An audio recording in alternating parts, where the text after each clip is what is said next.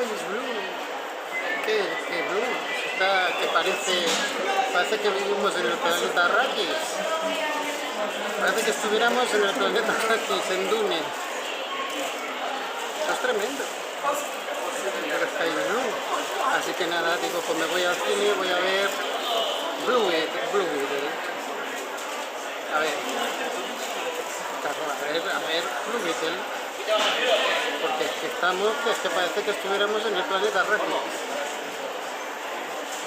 Dune todavía, parece que todavía se retrasa.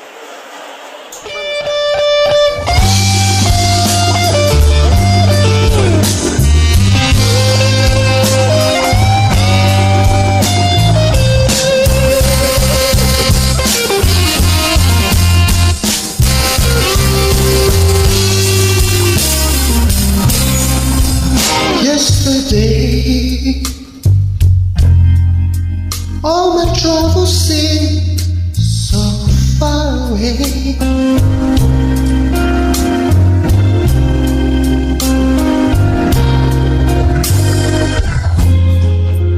Yesterday,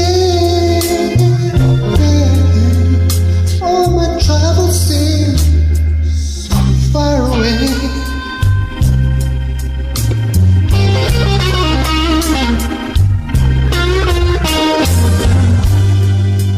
Now it looks as though they're here to stay.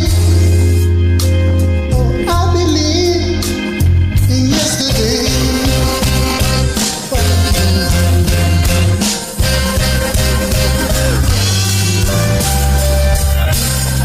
Suddenly, I'm not half the man I used to be.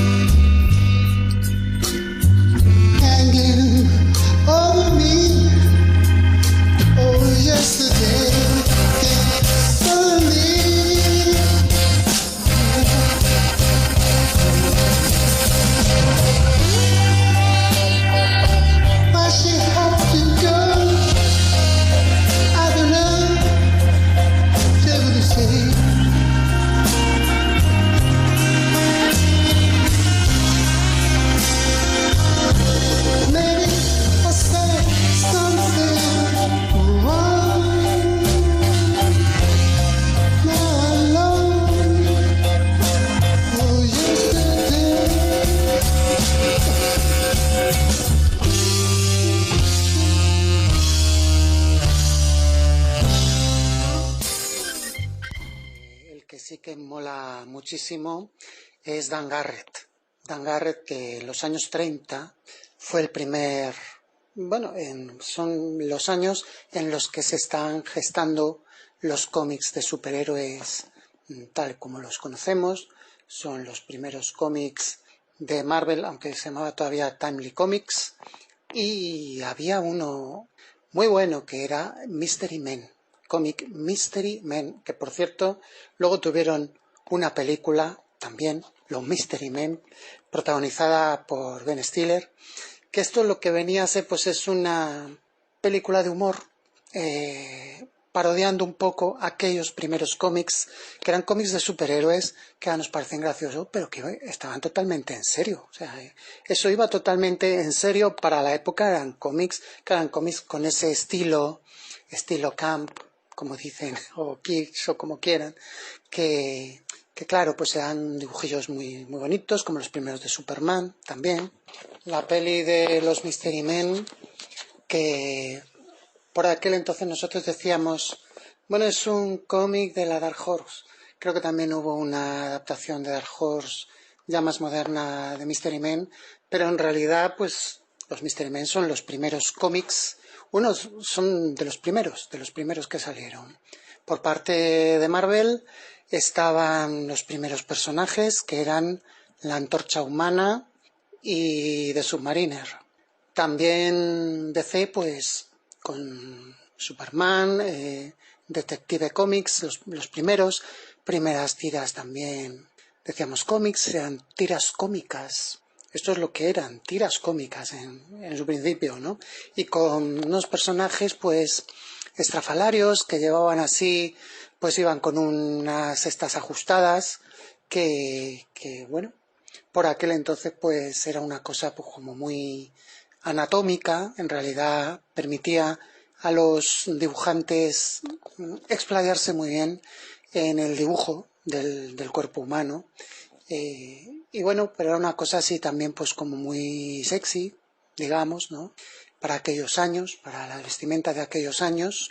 Y aunque la película de Ben Stiller pues se buscaba un poco más bien pues el lado estrafalario, como esos eran unos superhéroes un poco estrafalarios, una como una sátira, como una parodia bueno, eso era tal. Había uno que era la Esfinge, que era así. Dice, ¿cuál es tu poder? Dice que mi poder es que soy muy misterioso, muy misterioso. Bueno, es un poder muy bueno.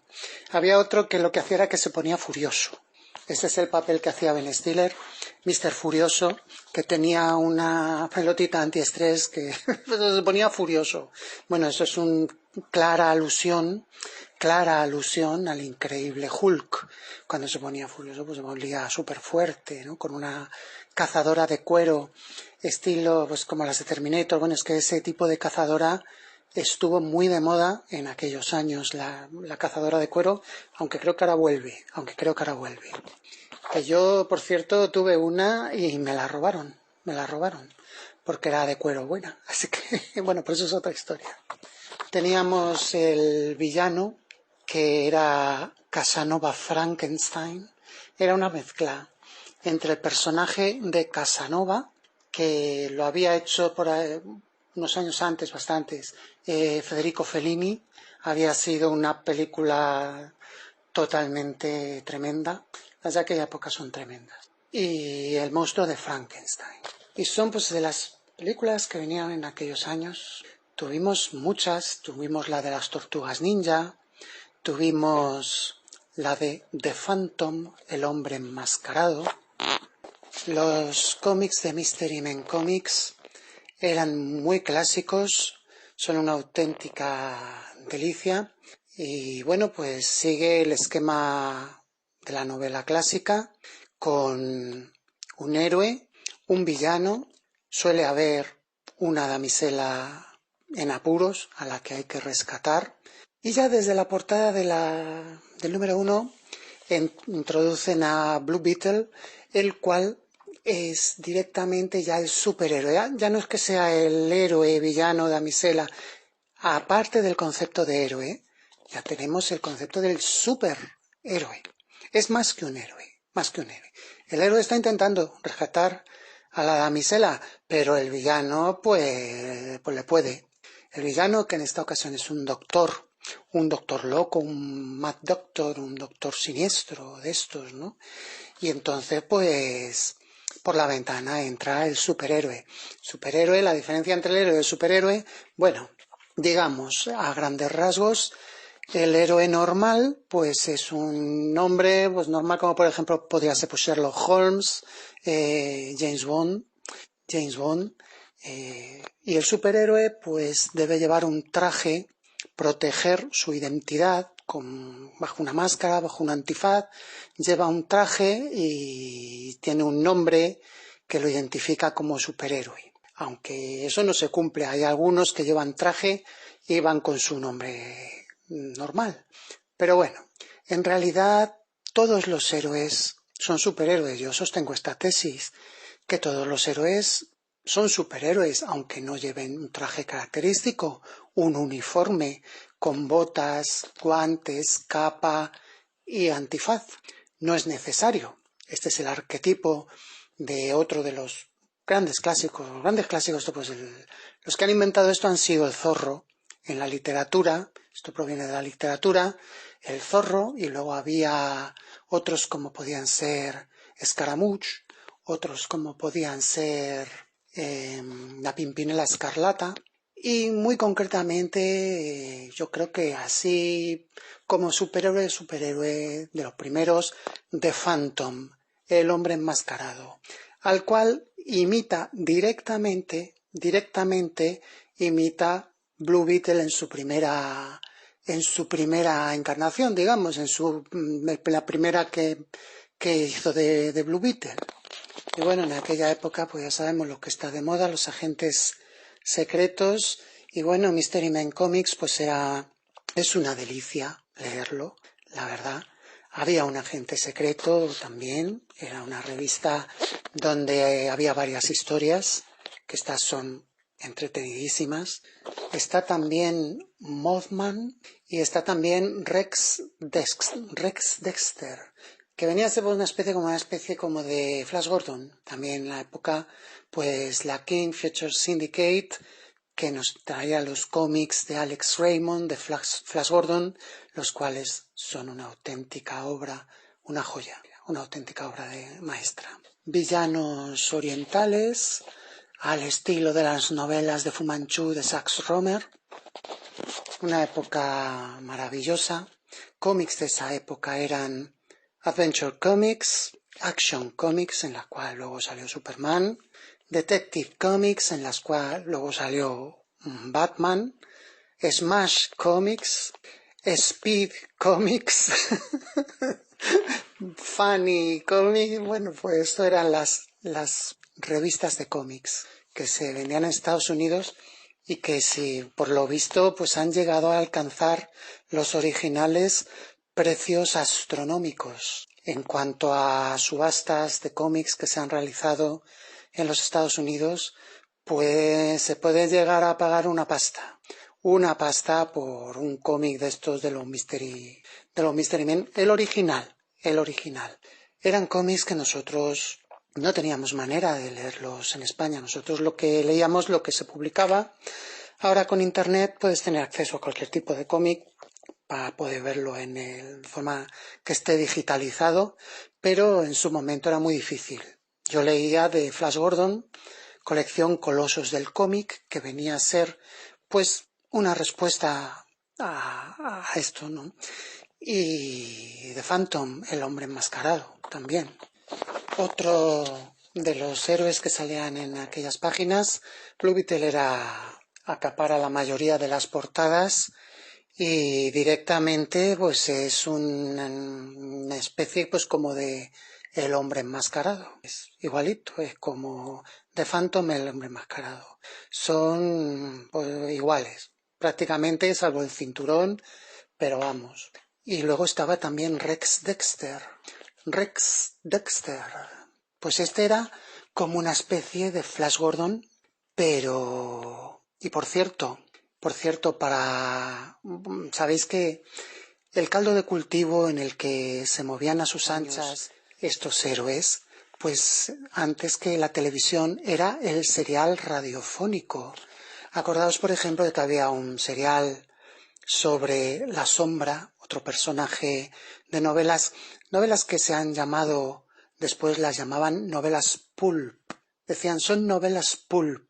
Es decir, los personajes como The Shadow, que tiene una película donde fue interpretado por Alec Baldwin, y que por cierto es bastante buena. Y entonces, pues el serial radiofónico, también había seriales de todo tipo, de Flash Gordon, y uno de los seriales de aquella época, el de Orson Welles, el de La Guerra de los Mundos, que tuvo la particularidad de que Orson Welles lo hizo de tal manera sin advertir al público de que era un serial, sino haciéndoles creer que la invasión alienígena estaba sucediendo de verdad, verdaderamente, en directo, a través de la radio, la gente lo escuchaba, y fue el primer pánico broadcaster que se conoció. Fue el experimento que hizo Orson Welles y verdaderamente cundió el pánico en los Estados Unidos, porque allí lo escuchaba todo el mundo. Y bueno, también durante la Segunda Guerra Mundial no podemos olvidar que fue muy importante la propaganda de guerra para el partido. Ahí tenían a este hombre que se llamaba, ¿cómo se llamaba? Joseph Goebbels, efectivamente lo acabo de buscar. Bueno, pues Orson Welles también hizo lo mismo. Y eran seriales radiofónicos, lo que pasa que, bueno, tú sabías que era un serial radiofónico. Entonces había seriales de Flash Gordon, de Shadow, de Rex Dexter. Como curiosidad, para los que tengáis la curiosidad, lo buscáis por internet. Existen ahora mismo online, hay podcasts dramatizados de episodios de Rex Dexter. Lo podéis escuchar en inglés. Y bueno, pues ahora que hay tanta profusión y que en realidad todo el mundo que quiera y puede hacerlo, pues hay mogollón de podcast, pero es que mogollón, es que hay, bueno, me atrevería a decir que son millones. Entonces también he encontrado ahí unos podcasts de dramatización de Rex Dexter, algún nostálgico, alguien que le gustaba a este personaje y ha querido hacerlo y están muy bien. Rex Dexter era pues como una especie de Flash Gordon. Sin embargo, la película Mystery Men, la de Ben Stiller, no adaptaba esto, sino que lo parodiaba. O sea, es una auténtica parodia y es una auténtica comedia Y bueno, es como una película de superhéroes, pero hecha pues por personas que no le gustan los superhéroes y que quieren decir que los cómics de superhéroes pues son una tontería. Está un poco hecha en ese sentido, pero sin embargo, luego fueron superhéroes y además tuvieron también su adaptación, que por cierto la adaptación al cómics de los Mystery Men, de la película, ese era otro cómic que no lo encontrabas tú, vamos, eso no lo leías tú ni de churro, no lo encontrabas en ningún lado, eso era buscar el cómic ese, hay entre las cajas, y si lo había, pues lo había de importación y carísimo. Bueno, pues la película de los Mystery Men, bueno, ya no hablo más de esto porque esto daría para otro podcast solo para esto. Era Dan Garrett. Dan Garrett fue el primer Blue Beetle y bueno, pues baste decir, era un personaje al uso, era un arqueólogo que venía a ser como una especie de mezcla entre arqueólogo aventurero, entre James Bond de Phantom. O sea, era arqueólogo, tenía momentos en plan James Bond con la pajarita en plan guapo y luego también era superhéroe. También se ponía el traje de superhéroe y actuaba como su alter ego Blue Beetle. Y no confundir a los Mystery Men con los Men of Mystery, que es otra colección que también hubo en la Golden Age y que tenía personajes como Black Terror, Red Rocket, había uno que se llamaba The Avenger, y bueno, estos cómics pues son rarities, como se suelen decir, son auténticos cómics raritos, ahora en internet lo encuentras, o sea, ha habido quien ha hecho vídeos y de todo, y bueno, lo mismo eran la traducción de las novelas pulp de toda la vida, de Zack Romer, Fu Manchu, pues traducidas a tiras cómicas, con viñetas, con bocadillos y con dibujos, que es, yo creo, el medio en el que han alcanzado, porque en novela también, pero novela era distinto. La novela pulp, pues puede ser leer una novela de The Shadow, pues como leer una novela del Coyote o del Zorro, o bueno, pues una de Agatha Christie, Hercule Poirot, Sherlock Holmes, y todo esto remontándonos más y más, pues ya al final llegas a Shakespeare, Edgar Allan Poe, que son los que han inventado todas estas cosas. Los escritores clásicos, Conan Doyle, se le puede considerar, sí, como uno de los grandes inventores. Vamos a dejar el asunto porque esto da, como he dicho antes, para tirarnos hablando. Vamos a centrarnos en Blue Beetle. Y luego, como curiosidad, decir también que existe el superhéroe denominado Mystery Man. Es un superhéroe olvidado, está dentro de las listas de superhéroes antiguos olvidados, que salió en un número de Detective Comics junto con Batman y Robin, los antiguos, en los cuales estaba basada directamente por la serie de Batman, la antigua, la de Adam West. Estaba también, entre ellos estaba Mothman, que es, bueno, también había una película de Richard Gere con título parecido, pero este era uno de los superhéroes primeros y que luego le cogieron en el universo de Watchmen para formar parte de los Minutemen, que en el universo de Watchmen pues son los primeros superhéroes de los años 40 y que están muchos de ellos pues directamente inspirados en todos estos personajes de los Mystery Men. Hincarle el diente a uno de esos cómics de los Mystery Men, eso tiene que ser. Pienso que muchos de estos cómics han sido ya editados en estos años anteriores. Yo he visto que, por ejemplo, las décadas de Marvel están todas editadas, cómics antiguos de Marvel, que leer eso, una maravilla. Y luego, con respecto a Blue Beetle de toda la vida, para mí el Blue Beetle de toda la vida ha sido Ted Kord. Sobre Ted Kord debo decir que no he leído muchos de este personaje en solitario. Por ejemplo, uno de los grandes atractivos y uno de los grandes protagonistas del número 1 de La crisis en las tierras infinitas, que es una obra magna, maravillosa, una de las grandes obras maestras del cómic mundial. Y en el número 1 pues tiene su aparición especial Blue Beetle, en una página que es inolvidable. Ese es Blue Beetle, tal como yo pienso en él cuando me hablan de este personaje. Y después, cuando terminaron las crisis, pues resulta que Blue Beetle empezó con su número 1, su propia colección.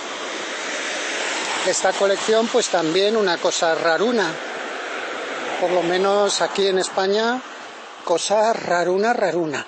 Sí que se publicó íntegramente en su momento a través de Ediciones 5, la Liga de la Justicia Internacional, con este grupo variopinto de superhéroes que venía, bueno, es que claro, rápidamente el humor fue la nota predominante en todos los guiones de la Liga de la Justicia Internacional y se formó pues una especie de un dúo de humoristas superhéroes que eran Blue Beetle y Buster Gold.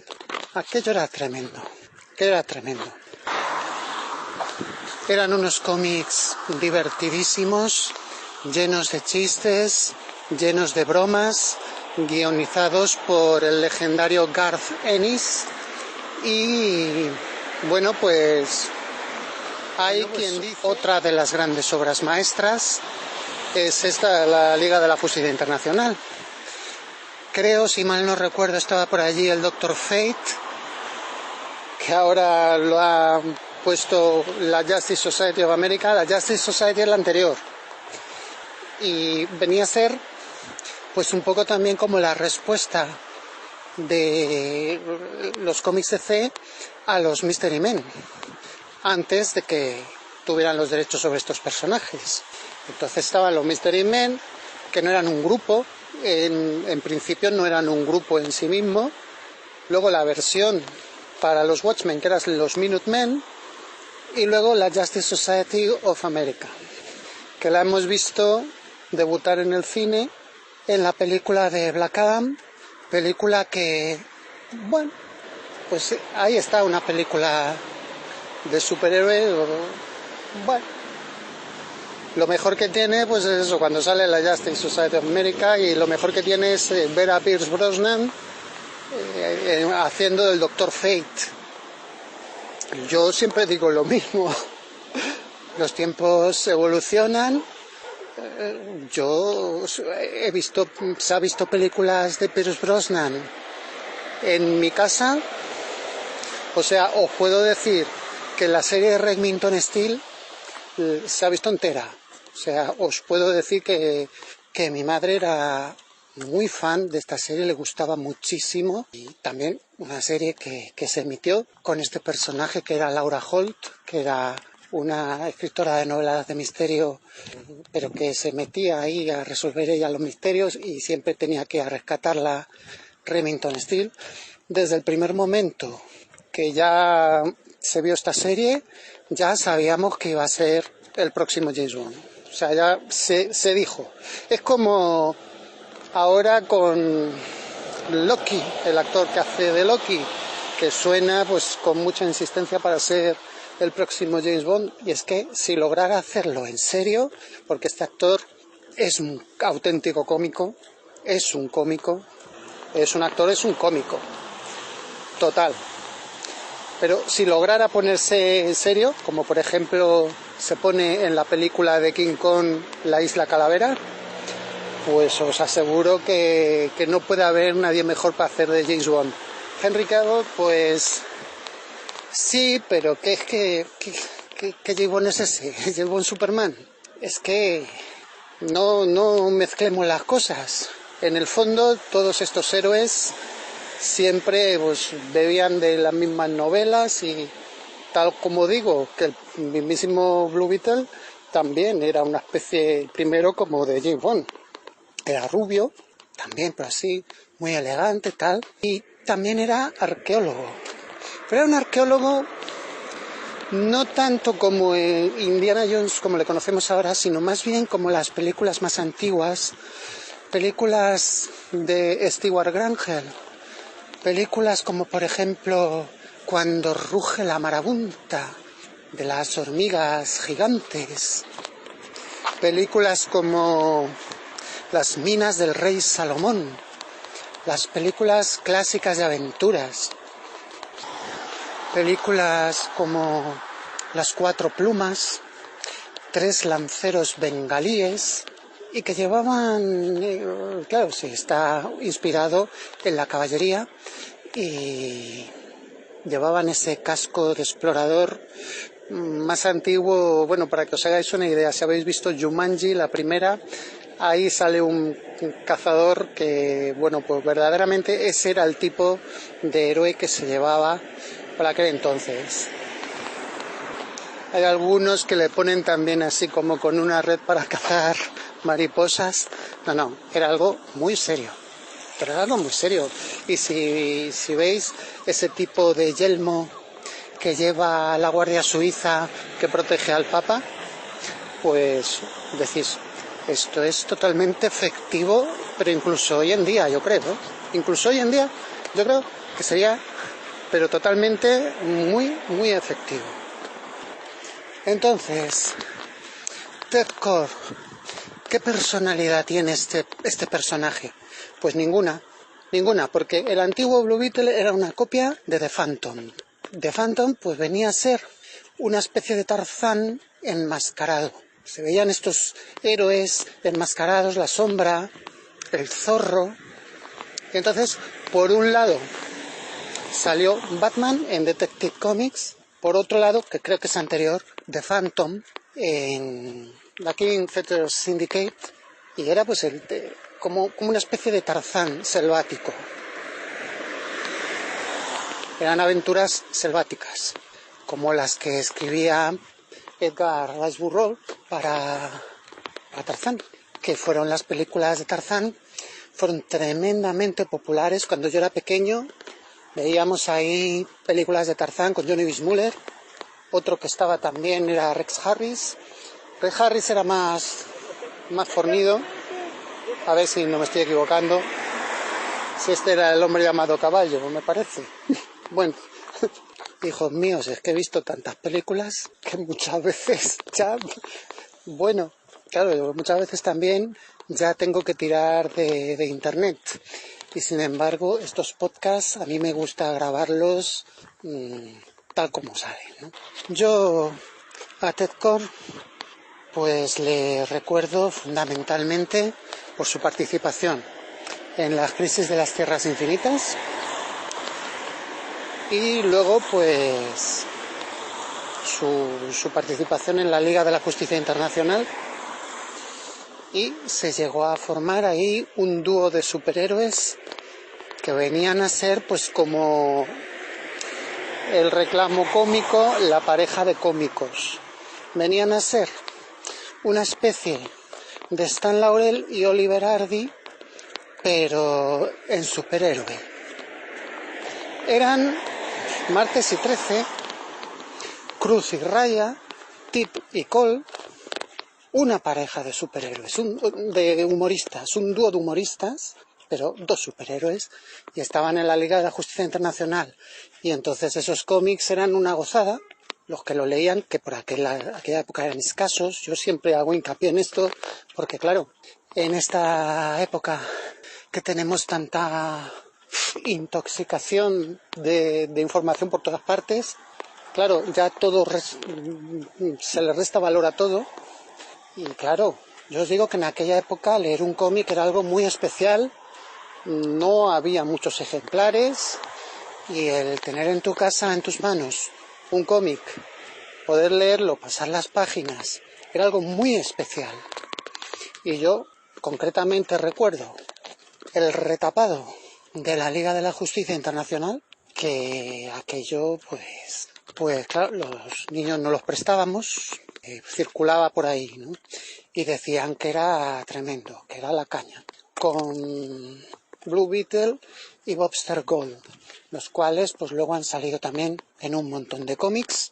Los han sacado en la serie animada The Brave and the Bold, que esto era una serie de Batman en las cuales Batman en cada número salía con un personaje invitado, al estilo de como hacían en Marvel, en la Marvel Team Up, la cual era una colección en la cual Spider-Man, en algunos números también la Antorcha Humana y en algunos incluso la Cosa. Bueno, la Cosa luego tuvo también su propia colección, que parece que se llamaba Marvel 2-in-1, salían pues haciendo un team up.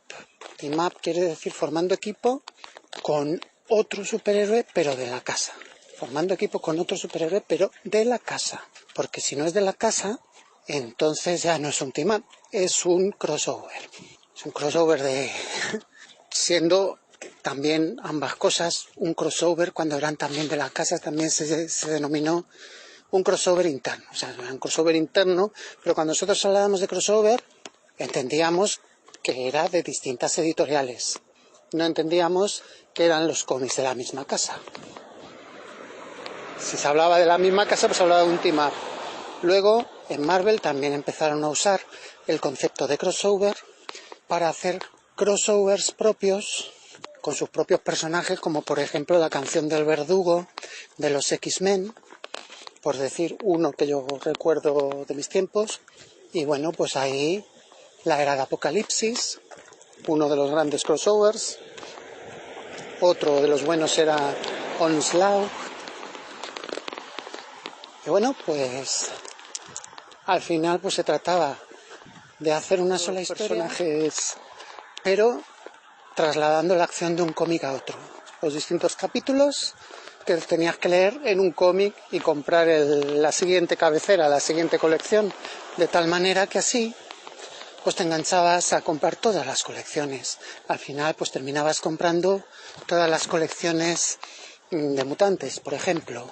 Siempre había alguna que no te gustaba mucho, como por ejemplo en mi caso Factor X, X Factor. Es que no es verdad, porque los personajes que salían pues no. Sí, hombre, que sale Forja, sale Polaris. Mira, no me va. Bueno, pero como llegaba el crossover, pues nada, tenías que comprar y al final pues decías, bueno, pues voy a seguir y voy a comprar los anteriores. Era una técnica de marketing, pero muy efectiva, la verdad. En más de una ocasión pues terminabas comprando todas las colecciones. Esto lo hicieron también cuando sacaron la nueva versión de X-Force, que se llamaban Force Works. Perdón. Force Works eran, ya les he pillado, Force Works eran la nueva versión de los Nuevos Vengadores, que a su vez eran nueva versión de los Vengadores Costa Oeste. Bueno, pues cuando sacaron Force Works, a su vez sacaron la cabecera de Máquina de Guerra, War Machine, y hicieron el crossover. También hubo una colección, una miniserie de la Bruja Escarlata, y hicieron la miniserie Las Manos del Mandarín, que fue también un crossover muy sonado de aquella época. Y bueno, no había tanta profusión, no había tantos personajes, y todo lo que leíamos era algo realmente especial. Uno de estos cómics especiales, la Liga de la Justicia Internacional, donde además había un Green Lantern. Nosotros decíamos Green Lantern, y Green Lantern de toda la vida es Linterna Verde en su versión clásica, Hal Jordan, o sea, en su versión, pero luego pues sacaron a Guy Gardner, que venía a ser pues un Green Lantern, pero bastante más heavy, bastante, unas ideas un poco más radicales, vestido así como con muñequera de pinchos, rudo, en fin. Guy Gardner era una fuente de problemas constante para el grupo y era un cómic muy bueno. Ahí tenían Blue Beetle y Bobster Gold, que luego se ha desarrollado en muchos otros cómics. Si yo os digo, a ver, un quiz, decidme una pareja de superhéroes que sean dos amigos inseparables. Rápidamente vais a pensar Blue Beetle y Bobster Gold, rápidamente. Pues yo os digo, decidme un personaje que sea un superhéroe que sea hecho así en plan humorístico. Pues probablemente, bueno, a él le gustaría mucho, al propio Bobster Gold, pienso que le gustaría muchísimo que el primero que nos venga a la mente cuando nos digan eso sea él. Eso le encantaría. De hecho, él se cree que sí. Él se cree que es el superhéroe humorístico por excelencia, vamos. Pero luego, en la mayoría de los cómics, pues era un recurso humorístico decir que nadie le conocía. A ver, ¿quién soy? Bobster Gold. ¿Quién? Bobster Gold. ¿Quién es? ¿Quién es Bobster Gold? No sabemos quién es. Los ciudadanos saben, he venido a salvar la ciudad. Incluso algunos le confundían con un villano. Es un villano que no soy villano. Entonces, bueno, era un recurso humorístico. Probablemente, pues pensaríais en personajes como Madman, quizás alguno puede decir Invincible. Bueno, en mi época eran Blue Beetle y Bobster Gold. Y además queda claro ya en las propias crisis de las Tierras Infinitas. ¿Y por qué le pusieron así? Con ese bicho, esa nave que parece un bicho. Porque es que es un bicho, es el bicho. Y de ahí, bueno, pues porque como en Marvel tenían a Spider-Man, que es el hombre araña, pues estos hicieron el hombre escarabajo. Esa es la razón. Spider-Man había tenido tanto éxito. Pues estos hicieron el hombre escarabajo. Pensaron en otro insecto, pues por eso sacaron a Blue Beetle, el hombre escarabajo. Fijaos qué animal más asqueroso el escarabajo. Pero bueno, pues ese es el asunto. Ese es Blue Beetle. Un personaje que yo creo que le faltaba desarrollar una personalidad propia, más allá pues de los primeros tiempos de Phantom, después la sombra de Spider-Man, y que ha destacado pues sobre todo en sus apariciones. Creo que también ha salido en la serie de los Teen Titans, la serie animada. Bueno, han hecho tantas cosas ya, que ya verdaderamente tiene uno que tirar de internet para saber dónde están las apariciones de cada uno. Antes nos las sabíamos de memoria. Yo me las llegaba a saber de memoria, todas las apariciones de cada superhéroe. Pero esto va a más, y tú vas a menos. O sea que al final pues tienes igual que utilizar internet. Teníamos la aparición en The Brave and the Bold, que era una serie buenísima. A mí me pilló en una época en la cual yo ya pensaba en dejar el vicio para dedicarme a cosas más serias, y sin embargo hicieron Brave and the Bold y te quedabas viendo los capítulos extasiado, decías qué pasada, qué maravilla, por fin. Yo fue uno de los primeros cómics que leí, cómics Bruguera de Batman, pertenecían a esa colección, y salía, bueno, en aquella época también ver una superheroína, pues era la cosa más erótica que os podáis imaginar. Entonces era tremendo, era tremendo. Veías a Batman con Wonder Woman, con Supergirl, formando equipo, resolviendo los misterios. Y bueno, supongo que tenía razón este tal, ¿cómo se llamaba? El que escribió el libro La seducción del inocente. Pues a lo mejor que no iba descaminado este hombre, ¿eh? Cuando la caza de brujas y cuando el Comics Code y le dijeron, esta es una... Siempre con lo mismo, libertad, libertad, la libertad. ¿La libertad para qué quieres libertad? Para morir. Libertad para morir. Como aquella de Jean-Claude Van Damme. Una mejor película de Jean-Claude Van Damme, Libertad para morir. Lionheart, pues para que veas. Libertad, libertad, pues a lo mejor tenía razón este hombre, el de La seducción del inocente. Bueno, ahí lo dejo caer, ahí lo dejo caer. Muy sexy no era. Bueno, supongo que Blue Beetle en su primer... Sí, era así en plan mallas ajustadas, tal. Luego ya Ted Kord tenía pues un diseño un poco más así, más gracioso, tal. Con Bobster Gold, pareja de humoristas, y luego pues nos han sacado el siguiente Blue Beetle, que por cierto se encontraron en muchas... Existen cómics en los cuales el antiguo pues se encuentra con el moderno. Bueno, de hecho, la primera aparición de Ted Kord es como alumno del anterior, del antiguo Blue Beetle, y juntos ahí vemos cómo muere en una de las... y ya asume el papel de Ted Kord. Y ahora vamos a por Jaime Reyes, que es el nuevo Blue Beetle y al que al final pues se ha llevado a la gran pantalla.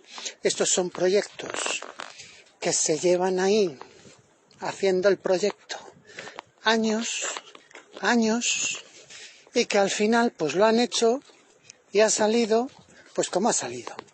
Blue Beetle con Jaime Reyes. Bueno, es una buena película, es una película entretenida, superhéroes, clásica, y bueno, pues es de nuevo, pues lo que os digo, Spider-Man. De nuevo el viaje del héroe, Spider-Man, escenas prácticamente muchas veces calcadas del Spider-Man de Sam Raimi, que fue el que dio con la clave de cómo adaptar un superhéroe al cine. Tuvo mucho éxito, entonces se ha quedado ahí como una fórmula infalible para adaptar un superhéroe al cine.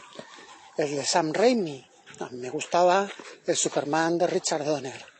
Pero bueno, toma esa fórmula y nos hacemos una película pues